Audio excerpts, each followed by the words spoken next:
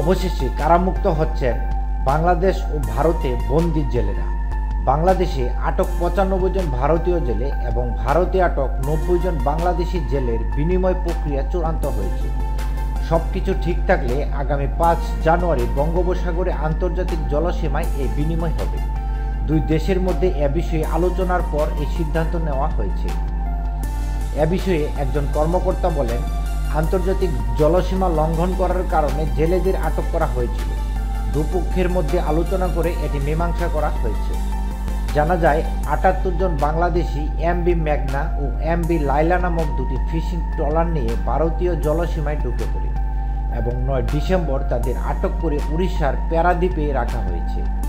অন্য ১২ জন জেলেকে সেপ্টেম্বরে আটক করা হয়, যখন তাদের ট্রলারটি ভারতীয় জলসীমায় ডুবে যায়।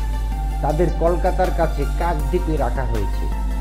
অন্যদিকে ভারতীয়দের ৬টি ট্রলার সেপ্টেম্বর ও অক্টোবরে বাংলাদেশি জলসীমায় ঢুকে পড়ে এবং তখন তাদের পটুয়াখালী ও বাগেরহাটে আটক করে রাখা হয়।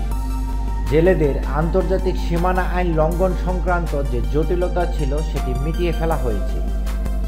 এ বিষয়ে আরেকজন কর্মকর্তা বলেন, সমুদ্রে আন্তর্জাতিক সীমানা লঙ্ঘন করে অন্য দেশে ঢুকে যাওয়ার ঘটনা আগেও হয়েছে।